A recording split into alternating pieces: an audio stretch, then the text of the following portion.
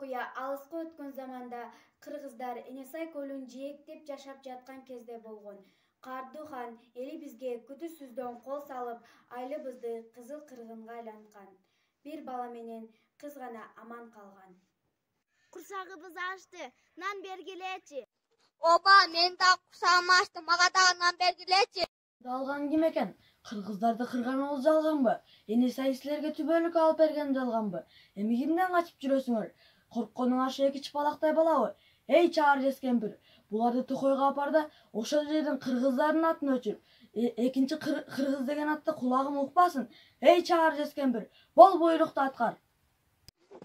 Кана балдарым, коштошуп алгыла, кучакташкан бойдон кеткиле.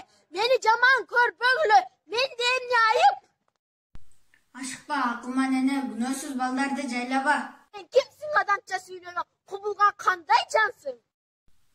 Мен бугана болом, адамча сүйлөбөсөм сен кандай түшүнөсүң, кандай собул укмаксың? Каалаганың эмне бугане, буларды эмне кыласың? Балдарды кое бер, акылман эне. Ушул эки чорпону мага бер. Ушул балдарды эмизип баголам дейсиңби? Адамдар эгиз мүзөндө атып өлтүрүштү, алардын ордуна бала издеп жүрөм. Булар деген адам баласы, чоңоюп алып өзүңдүн бугучаларыңа ок атат, ошондо ойлондуңбу? Ха. Ошентем, акылман эне. Кең пейил бугане, адам деген кандай экенин али сен билбей турбайсыңбы? Адамдар кайберен эмес, бирин аябайт. Сөзүңдүн актыгын өз көзүң менен көрөрсүң, өз мойнуң менен тартаарсың. Мен буларга эне болом, булар мага бала болуп калышат.